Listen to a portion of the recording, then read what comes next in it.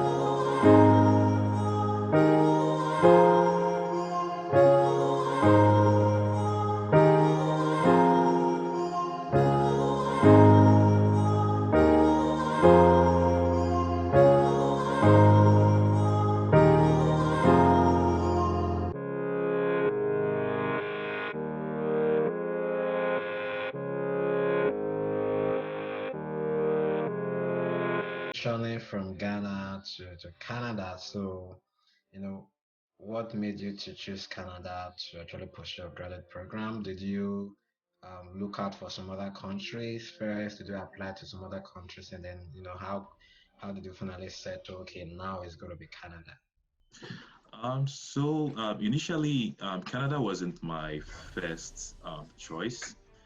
So I didn't choose Canada specifically that I was going to apply to Canada. So initially, I was applying to schools all over the world. But majority of the schools I applied to was in the US. So I applied to some schools in Europe and also I think in Singapore. But mostly, my focus was in the US simply because US had a lot of good schools, and quite a number of my friends and seniors were already in the US pursuing different programs. So I was like more inclined, like entering Yes, inclined to apply to let's those like schools because I knew people there. So okay. yeah, Yeah, it's like but Canada was more of like it came later on. okay. Yeah, Okay, so yeah, I understand that feeling, right? When all your friends are in the US and like, oh, let's yeah, go there and form another university over there, yeah, right? And yeah, exactly. it's such a beautiful thing to be in a community of people in a Yeah, place, right? yeah. That's great. So I know you did mention about your current school. So do you just want to talk about that a little bit? How did you find Memorial University? How did you find biochemistry over there? And how was the process of getting supervisor for you? So before I get to that, I was already, like I mentioned, I was already applying to like different schools in the United States. So I applied in 2017. Actually in 2016, right after my bachelor's, against 2017 admissions. So I applied to a number of schools. I got just one school. I got into one school, but I got waitlisted for funding. So yeah, so it means I couldn't get into school for September, and they were going to Okay. consider funding for the following year, which was 2018. Okay. So during that wait period, I was speaking to a friend who actually head of Memorial. So he was like, "Hey, dude, there's this school in Canada called Memorial University. I think you should check it out." Okay. So I went on the website. I was just reading through the different programs, like browsing through different programs, and I just upon an advert by a prof in the Department of Biochemistry that she was looking for a grad student to work on a particular project, Okay. which happened to be in an area which I was interested in. So it was a cancer research project. Okay. So I after reviewing the application requirements, I sent in my application, and they got back to me with for an interview. So basically, that's how I had over. Yeah, I mean, you mentioned something about just browsing through the department and then seeing an advert. So that shows you're actually actively involved in the process, just kind of making sure you know how the school work, what are their operation style, what are their requirements and all that. So a lot of work always have to be put into it. Like I always tell Yeah, people, if you had sat in your room just like, okay, master's position is going to come to me, you wouldn't have known that there is a position that was advertised, yeah, right? That was similar to me how I got my master's in Emmanuel University. I was just scrolling. I virtually knew every professors at Memorial, every professor in Memorial University. I was always reading through their website, So I just got someone that mentioned, "Oh, I'm actively looking for a graduate student," and then I just emailed him. Right, that was also. If you're thinking of coming to Canada for a graduate program, particularly for research, you have to be actively checking out through the website, because sometimes some professors actually post positions yeah, on the website. You also need to check the dates, because some professors they don't update their website till after, even though the position is gone, right? So exactly. you just need to make sure you work on that. Yeah. Okay, then when you were sending the email, so what are some of the things you included like in the emails? Like, did they just say, "Oh, planning I'm coming to Canada, do you have money?" So what are some of the things you, Oh, you put in so there? on the ad, they actually wanted me to write or the applicant to write an essay, a one-page essay, stating, like your research interests, your previous Experience. experience, and where you see yourself in the future, basically, Okay. and how you could contribute to the research program. So I did that, and also you have to include your transcripts and your CV and a list of 3 people who would serve as your Yeah, reference. reference. Okay. So I packaged that in one PDF and sent it off to them as they instructed on the ad. Okay, that's brilliant. Yeah. So when you finally so it means once you've spoken with the supervisor, then maybe through Skype interview, and then once she finally agreed to supervise you, that's when you actually now submitted application for admission, right? Yeah, exactly. So after the interview process, so they actually, so after submitting the application, they reached out to an interview. I did interview about 2 times with 2 Okay. different professors.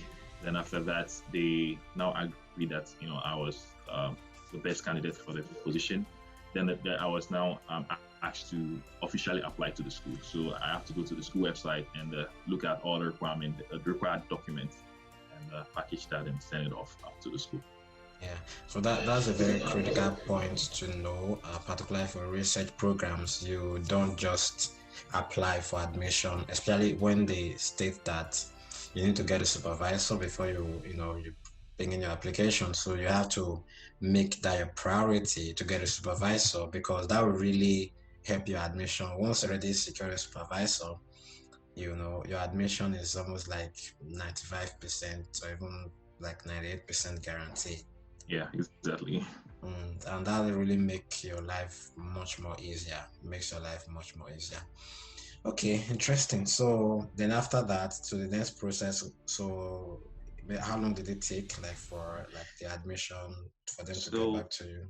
I think that it took about 2 or 3 months. I think I submitted the application in November 2017, and Okay. I got feedback. I think in February, first week of February. Yeah, Okay, and that was for May, right? yeah, that's what for May For admission May. for spring. Oh, Yeah, oh, okay. Yeah, because most times it's usually when the deadline has passed, they process all the applications that people have submitted together, and then just kind of rank the candidates and then see who they are going to be given admission or not.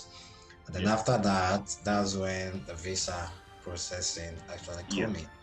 Yeah. So did you use which agents did you use? I've seen people, I've heard a million people asking me that question, which agents did I use? So I'm still asking you today, which Yeah. agents did you use to apply for your visa and how was the process like for you? I didn't use any agent. I applied my for the visa myself. So basically, once I had my admission letter in hand, I went to the Canadian immigration website and read through the application process. So they actually um, they have a step-by-step process of how to apply for the visa, what documents are required, and basically the whole process is there. And they actually have videos. They have videos tutorials. If you dig deep into the website, they have video tutorials, guiding you how to submit the application. So basically, I read through all that, watched all the videos. I went on YouTube, watched additional videos, and after that, I filled out a form, downloaded the form, filled it out, and gathered other required documents, and submitted it. So basically, that's what I didn't use any agent. Yeah, so I think he's also sharing his own testimony here because sometimes when I tell people, I've heard people just message me and telling me, "Oh, please connect me to the agents that you use to come to Canada." So it doesn't really work that way, right? Yeah, Especially for research program and for yeah, masters and PhD, agents cannot get a supervisor for you. yeah, It's exactly. not possible. So you have to do it yourself. And then the putting and processing the visa is a lot of work, but Yeah, I think the CIC website is one of the most detailed website that I've seen. Like they literally give you every single step you need in the yeah, process. exactly. So an agent does not know more than the CIC website. Yeah, Okay, and you cannot yeah, trick CIC. You must follow, yeah, exactly what they've specified, and that really yeah, just make your life easier, right? And just going through YouTube and watching videos on how to apply, and maybe just reading things on why do they deny visas, for example. yeah, That will kind of help you prepare your things well. And then how to write your letter of explanation, what are some of the things we put in there. yeah, I still remember when I was writing mine, it was just very interesting. It's a story.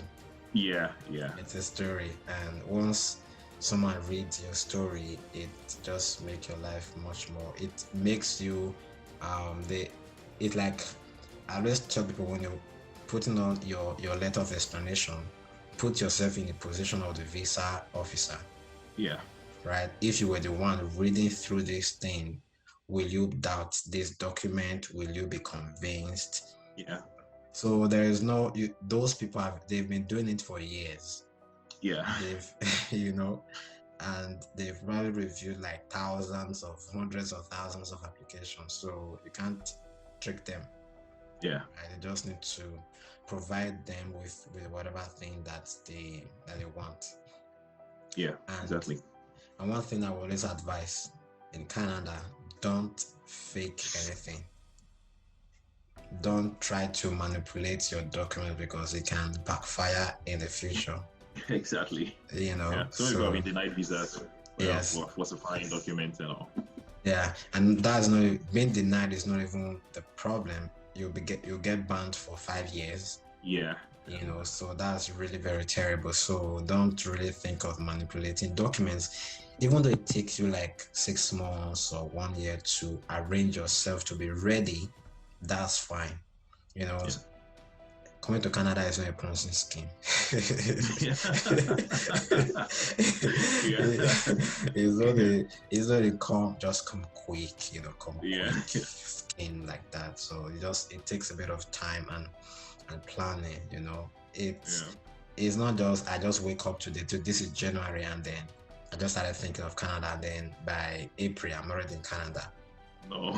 It doesn't work Takes a that lot of way. work. Yeah, it takes a lot of work. It really takes a lot of work, and you should be ready to really work, right?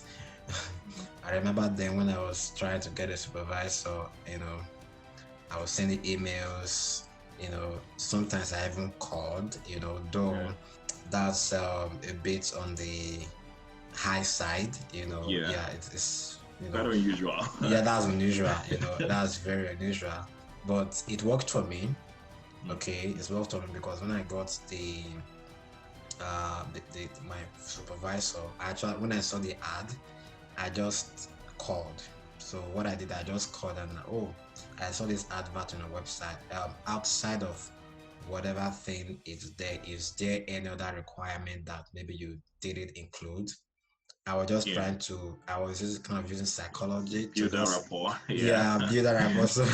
So when I was not sending the my email, I was like, oh, I called you yesterday, So that was what it's gonna be so, outrageous, or I don't know the English to use when you call him that something is already in his website and you are not asking him if Yeah. something is there. Yeah. Yeah. So it will show that Yeah. you've not really done your homework a lot, Yeah. right? And that is how it all happened. Okay. So another question I get asked is most times research come with funding, right? It comes with, I believe they Yeah. added it to your admission letter, right? Yeah. Okay. So did you still needed to include like a statement of account in your application, in your visa application, despite having the funding? Yes. So it's clearly stated on the CIC website. That's the Canadian immigration website. That so if you want to study in Canada, I think outside Quebec, um, it, if you are going to study in any other province, you need to show at least $10,000 a year outside your tuition. And this is just to ensure that if anything happens to your funding, you have Backup. money to fall on, like a Yes. backup, right? Yes. So you might not have that money in your personal account, but if you have a sponsor, so the sponsor could actually show this bank statement, and support that with a letter that should anything happen, I'm Then ready to support you or the applicants. So I had to do that. I had to show still yeah, that's really important. And account. sometimes, the more the sponsor, the better the profile of the sponsor, the better your Yeah, chances as well, because they will know that yeah, if anything happens, you can actually sustain yeah, your schooling. You can actually still take care of yourself. yeah, In our case, I had like full funding. I still use sponsor. I actually use two sponsors, so because so one was my brother and then the other was like a very close family friend. So mhm, the person actually had a lot of money and he has some dollar accounts, mhm, so I wanted that to reflect outside of just the naira.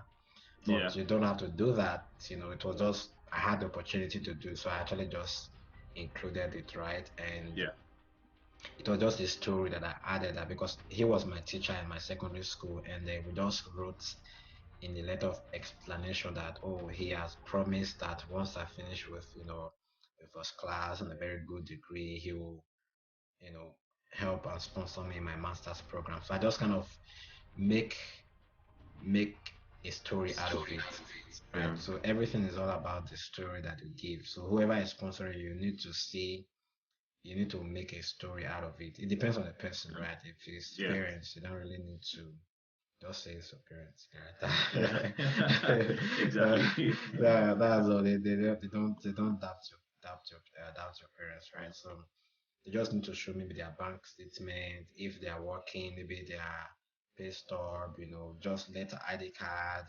just something to confirm that they're actually working, right? And yeah, then if they have companies, maybe they are CEOs, they can provide their company registration and all that. Don't be yeah. scared. The immigration officers will not steal the company from your parents. Yeah, that's right. Okay, so when it came to coming from Ghana and then coming to Memorial University. So, what was shocking for you? Like, what was, some of the things you experienced that you didn't quite expect? So, did you just think of, oh, it's just going to be, a bed of roses. I'm just going to come and just, I wish. okay. Well, I think one of the first things that hit me when I landed was the weather. Oh Um, yeah, oh yeah. coming from a very warm, country. Um, Apparently, it was 4 degrees, and man, It was like yeah, that really it, hit me hard. And absolutely. yeah, yeah, I And was actually shivering, but I have, adapted. but now that if it's four So I've degrees, adapted so like much. 4 degrees now is like summer, right? Yeah, 4 degrees. So like, yeah, well, the weather is pretty good, and Yeah, that's yeah, fine. That's fine. That's yeah. fine. So apart from the weather, I was quite uh, well. I wouldn't say shocked or surprised at the intensity of the program. Like, so I had to take courses, right? So in my case, I had to take courses, and while I was doing that, I was also doing my research and transitioning from undergrad to graduate students. Like, I was, you know, well, not shocked per se, but the volume of work you have to do, like you have to give presentations, you have to write papers. Like, it wasn't so much of what you were used to in undergrad, where the professor or the lecturer would be, stand in front of you with a slide and a teaching. We had to like do the teaching ourselves. So Yes, we had to yes. like give presentation, give talks. And for me, that was a bit challenging. I wasn't used to a lot of public speaking, Oh, and okay. so that was a bit challenging. But like, it helped me develop that part of me. So if you're coming to grad school, expect a lot of that.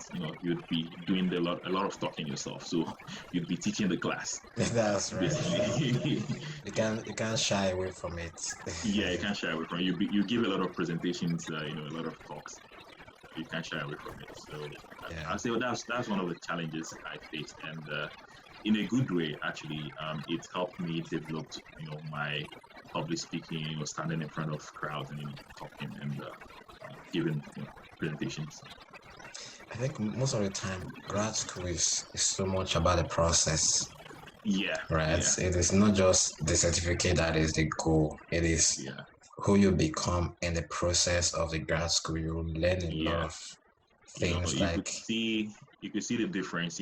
Transition from undergrad to master's or PhD. Like, you could see the difference. Like, you could actually see the improvements a in your lot. abilities. You see a lot of improvements in your abilities after going through the process. Yeah, so just start, developing your critical thinking skills, Yeah, your ability to exactly. just think through problems and solve problems yourself. It's really about, so the process, it is really very important in grad school. So I feel I know there was a lot of struggles and everything, but I Yeah, so much appreciated a lot of the things I learned in the process, and then the yeah, opportunity that it offered me, the places yeah, that I could go because of being a grad student as well. So yeah. it's amazing. You know, when my supervisor was interviewing me, she said something, and I thought it didn't make any sense, right? So maybe you can also attest to that. So Yeah. she said, I asked her because my mindset was I'm coming there, I'm going to be schooling and I'm going to be working and making money and just scattering everywhere and all those things. So she now mentioned something that, oh, I'll be coming to the lab Monday to Friday, 9 a.m. Yeah, to 5 p.m. yeah, When she said that, in my mind, I was like, no way, like that would not, that would never. How would I be coming to school every day? So, we don't want to share, an experience of, how a typical day is for you, and then maybe a typical busy day, and then just talking about that 9 to 5 schedule, as a grad uh, student. so yeah, I think like most labs, would have that 9 to 5 schedule. So initially when I started, I was doing 9 to 5. You come to the lab at 9. You do your work. If you have class, you go to class. And as my research, progressed, I realized that 9 to 5 wasn't enough. Yeah. So sometimes I'll go to the lab around 9 and I'll leave like around 10, sometimes 12. I've left the lab like around 1 a.m. before. But I was very lucky enough to have a supervisor who didn't really um, care about the 9 to 5. They say like you could. So if I know that I have a very long experiment, so I could just sleep in and come later around 12 or 1, and I work through into the night. So I had that flexibility. You know, Okay. sometimes I don't really have a typical day, so it depends on the work. Like if I have very minimum amount of work, I do 9 to 5. But if I have to get a lot of things done in a very short period of time, which is mostly the case, yeah, That's so right. you end up working more than 9 to 5. Yeah. The very first time I stayed in the lab till almost like 1 a.m. or like 2 a.m. I was like, I couldn't, I couldn't believe myself, because there's some experiments when you start them, you must finish it. Like what made you to start, you Yeah, must, yeah, you can't stop. you Yeah, can't stop. Sometimes you have to come on yeah, Sundays, depends on what experiment that is yeah. running. So that was why Mm, I always loved, to stay close to school as a grad student because sometimes maybe I have a 2 hour break, maybe I'm doing an experiment now. Those 2 hour break I can just walk home, eat something. Especially if it's already maybe like yeah, 6, exactly. 7 p.m. Maybe the experiment you Mhm. are on a break now, then you need to continue at 9 p.m. Then between that 7 to 9 you can just go home, eat Yeah, something, just chill. and but if you are in a very far place, it might take a bit of a time before you go and Yeah, come to back. commute. Except Yeah, maybe if you have a car, you can virtually stay anywhere that you like, as far as it's yeah, not too far from the campus. So there is really no. It depends on the lab yeah, that you are that will determine how much the flex. Some professors are much flexible, some mm, are really very flexible. So it depends on the professor you have. So just pray that you get the right professor. For me, I yeah, think I exactly. prefer the flexibility Yeah, actually. Yeah, I yeah, prefer yeah. that was because You have time to do other things as well. yeah, that's right. It's not just going through grad school because if your masters, if your a lot of the times research doesn't work. Like the experiment just gets screwed up, and then so every grad student has experienced that where they are just angry. They Yeah. feel like every, I've always asked grad students, has there been a point where you felt like I don't want to do this anymore? Like so many times.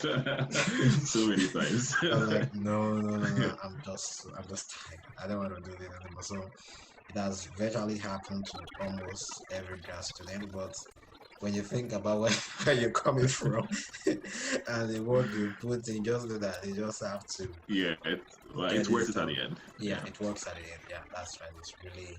It's really much worth it. So, would you want to just share a little bit about what stage you are now in your program, and then I know there's a very good you know plan that is coming up. So, do you just want to talk a little bit about that?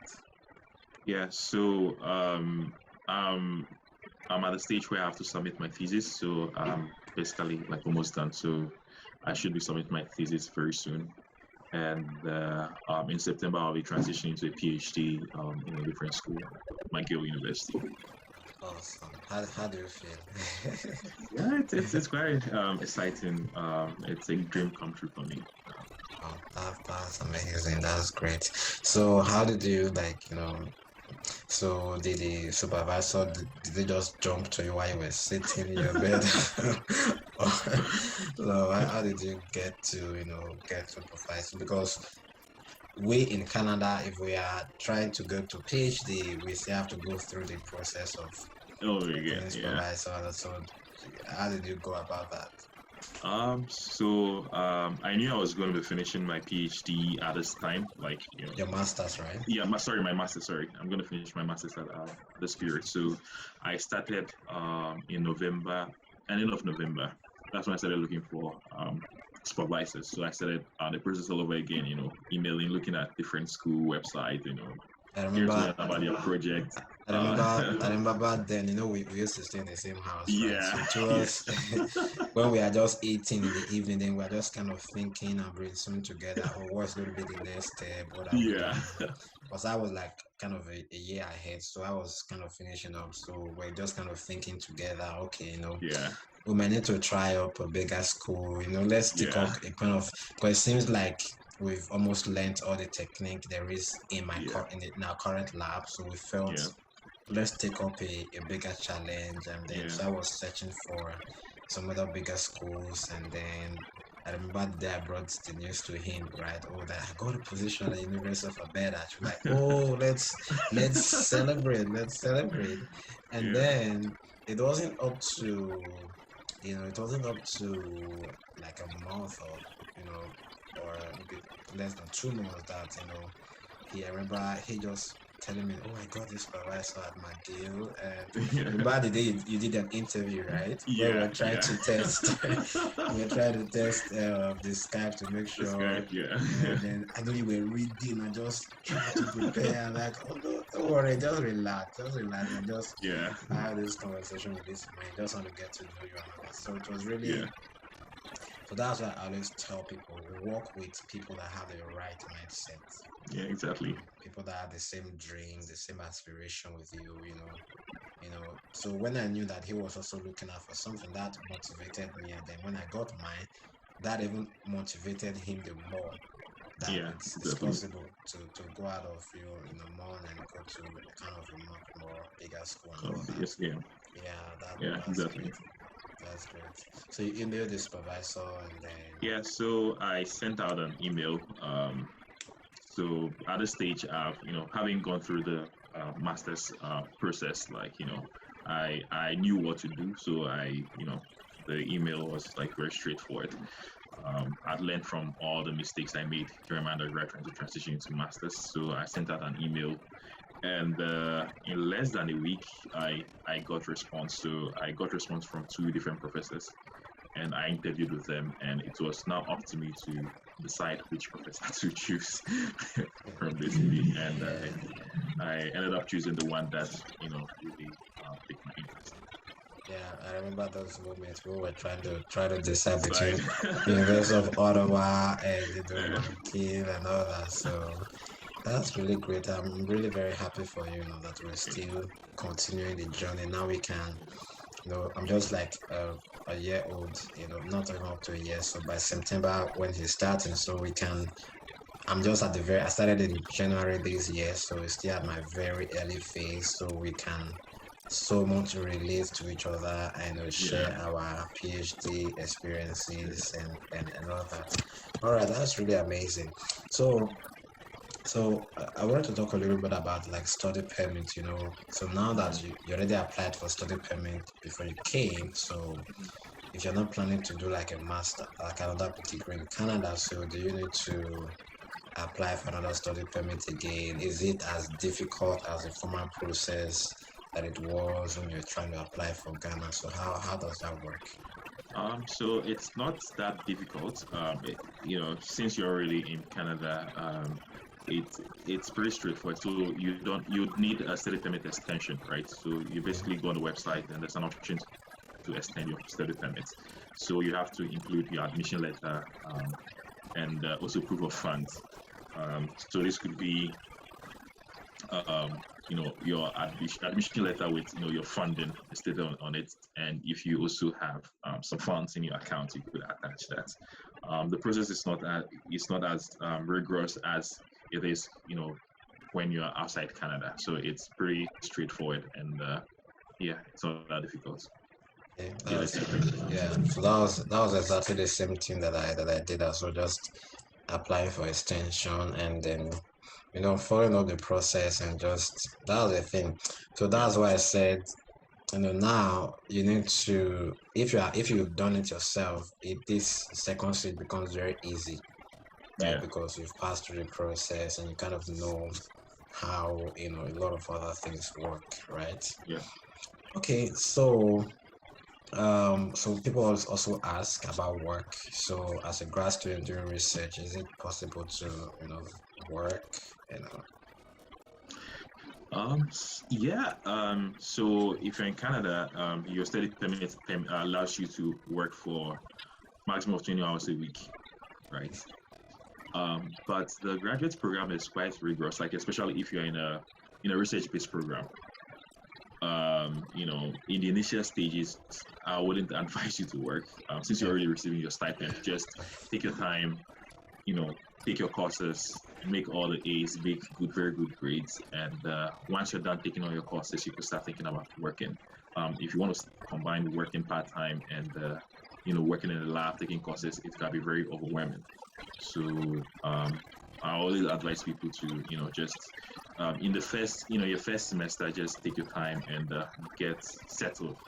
And once you understand how your schedule works and what works for you and what not, you could go ahead and work. If you think you want to work, you can go ahead and work.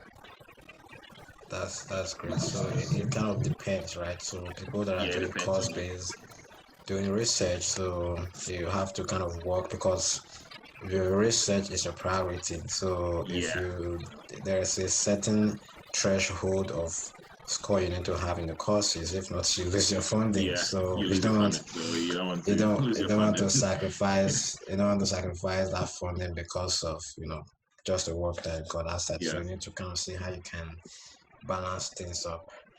Okay, so now coming outside of the lab, so I know grad students are always in the lab, so personally, like you, how do you relax? How do you relax outside of the lab? How do you have fun? Yeah. So I'm fortunate enough to, live in a very beautiful province, which is Newfoundland. So it has a lot of very nice scenery. So like outside the lab, I like to um, go on hikes. There are beautiful beaches and uh, you know, um, so I like to go out and relax around the beach and take go on hikes. Yes. Um, yeah, and I also read books. When I'm outside the lab. I'm very much into fictional novels, so I like to read books, and I also like to network with people on LinkedIn. Um, Okay. so I know that eventually this academic journey is going to end, and I like to look at people who are already in positions where I aspire to be. I look at their profile, what they did, how they improved upon themselves, did they take any extra courses, did they do any, take any professional exams, or so I like to network with people and connect with people and talk to them and see how best I could improve myself, Okay. basically. Nice, nice. So that's actually I learned how to make the best use of LinkedIn from Emma, and I wasn't really growing my LinkedIn profile very well. So he Yeah. told me, oh, there are lots of opportunities, there are lots of things you can learn from LinkedIn, a lot of motivation. So I started growing my LinkedIn, and then anybody I'm trying to connect to, they were like, Emma is a mutual friend. Any any comment I want to make, I've already seen one of your friends like this post every single time, So I think LinkedIn, it's if I'm losing motivation, I go to LinkedIn. Yeah. If I'm Yeah. losing motivation, I just go there and then I see, people just say, oh, I just completed my master's, I just Yeah. completed my PhD, I just got this job, I just got this, I just got this. So Yeah. that really motivates me and kind of gave me the drive to Yeah. just keep moving and keep working. Okay, so I think my audience are really very excited to have you, and Yeah.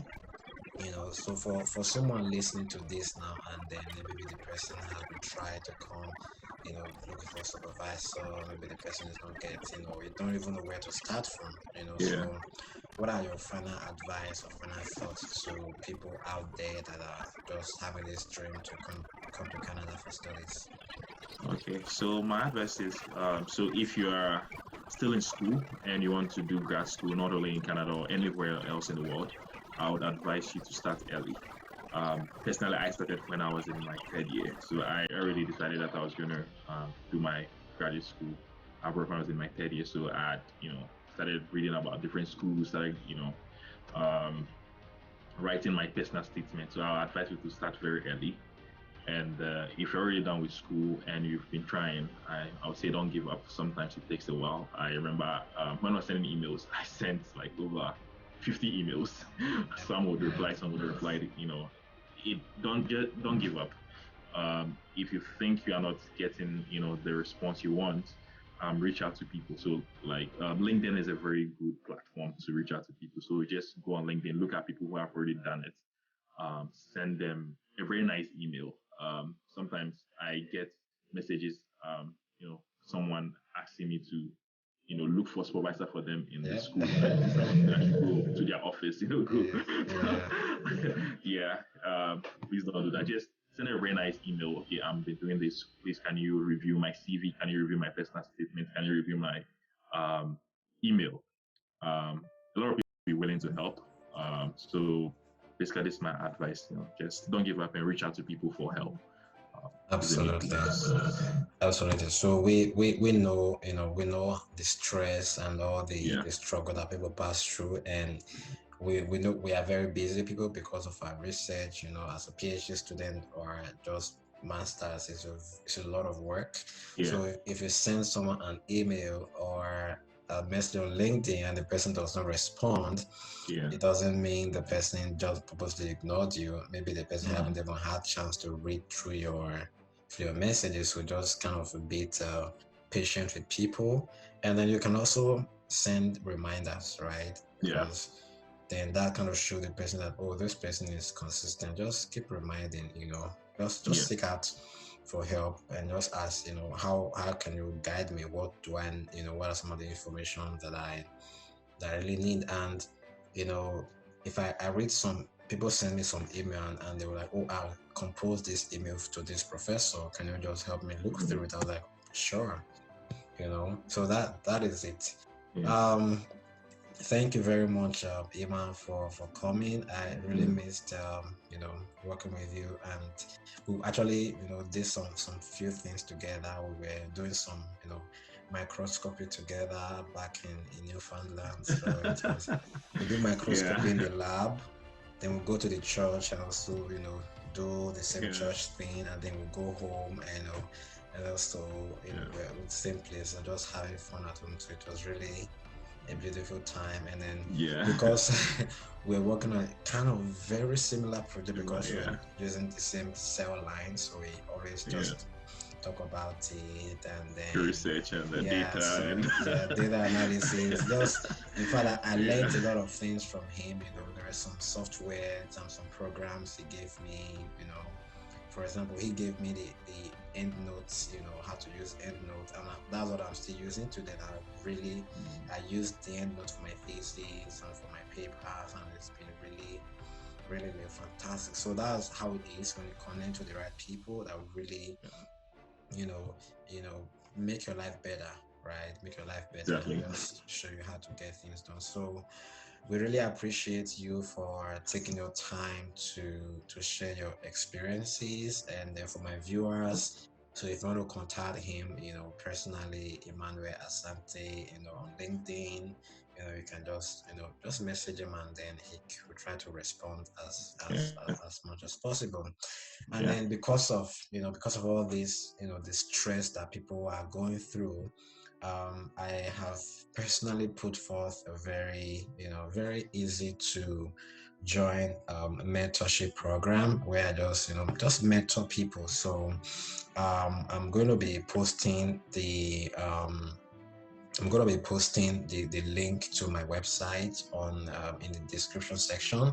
So if you want like one-on-one personal mentorship, someone to just guide you, read through your email, and if you don't even know how to search for schools or search for supervisors and things like that, so I can kind of work with you. I don't do it for you. I just work with you through the process and just guide you step by step. It's basically a training. I just kind of train you so how you can stand on your own in the process and then do things in the right way. So if you're interested, you can just click. There's going to be a description. So it's GradNext mentorship. So you can click on the link and then go to my website. Just sign up and send me an email, or my WhatsApp number is also there. I'm a very open person, so my number is there. You can message me on WhatsApp and then just tell me what you want to do, and then I will kind of look through my schedule and then fix a time to talk with you and walk you through the process. All right, so we will see again in our next video. I'll be bringing on someone, so I'm not going to be revealing it now. So just watch out and then stay tuned. Have a wonderful day or evening, depends whenever